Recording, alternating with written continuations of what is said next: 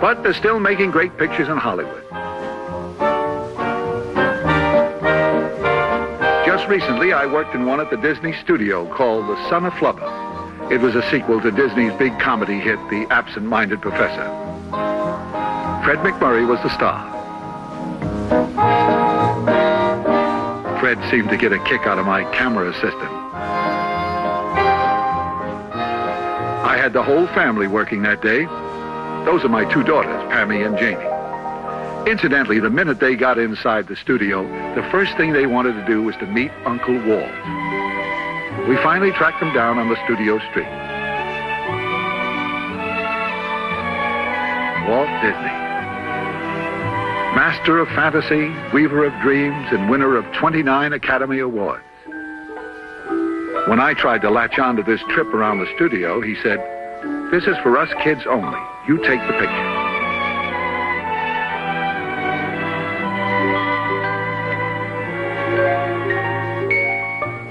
But I hitched a ride in the rumble seat. For my two little girls, this must have seemed like a ride on the flying carpet.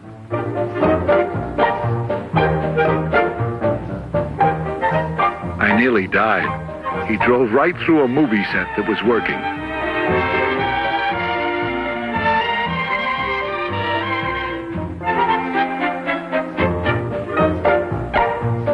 Incidentally, this is their first attempt at photography.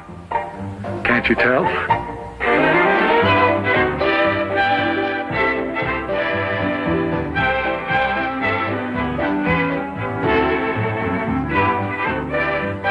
One of the things the kids wanted to see was how all these fantastic props are made.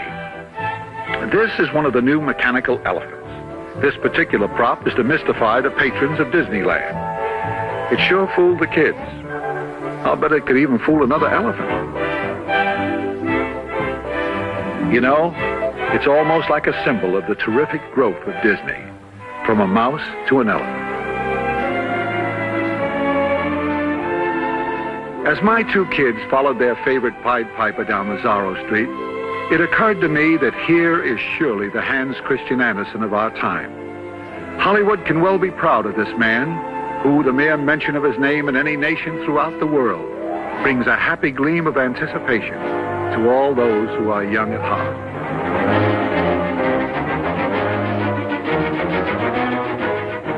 Needless to say, Walt Disney earned the eternal gratitude of a very proud daddy when he took time out from a busy schedule to show two wide-eyed youngsters the inside of the land of make-believe.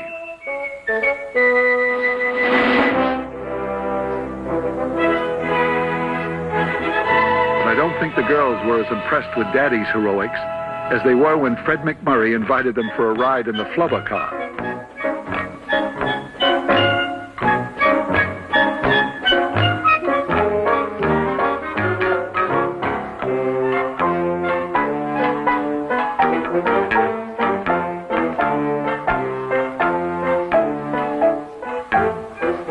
They kept saying to Fred, "Make it fly." They reckoned without the magic of Walt Disney. Guess who took this shot? Daddy, risking life and limb. That Glen Ford has nothing on us. Of course, my camera didn't start rolling until Fred hit 9 miles an hour. Well, it looks like nothing much has changed after all in 30 years. I wound up right back where I was at the beginning of the show, riding a Model T. But as you folks probably gathered, these sentimental journeys through my hometown are really a labor of love. And I also feel as Hollywood becomes historical, fighting to preserve the glamorous tradition that made it so great, it is a time for reminiscence and remembrance of things past. It's true, time puts a halo on a lot of things. Maybe Hollywood isn't or never was all I thought it to be.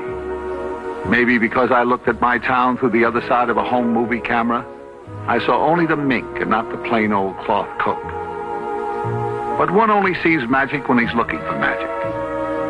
And so, whenever I want to recapture those days, I only have to turn out the lights in my living room, pull the drapes, and turn on my projector. There, glittering on the screen, I can see my town in its party dress and see again those who shone so vividly across the horizon.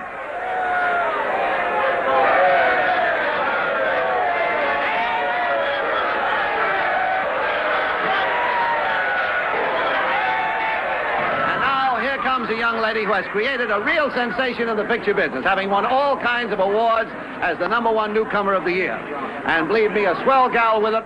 Take it from me, I know her for a long time. Miss Marilyn Monroe. Come on out here, Marilyn. Marilyn, it's so nice of you to come here. You know, they say that beauty is a thing of, that a thing of beauty is a joy forever. I want to tell you, someday you're going to make a man a wonderful annuity. Now, come on over here a little closer. This is your television premiere, isn't it, Mariel? That's right. It feels almost like making pictures. Ah, yeah. Listen, I want to tell you something. Up to this time, television has been a medium, but now I say it's well done. Marilyn, I want to ask you one thing. I wonder if after, I know, Marilyn, when's the first time we met? Let's tell the folks. Well, once you almost gave me a job. That's right. Do you remember?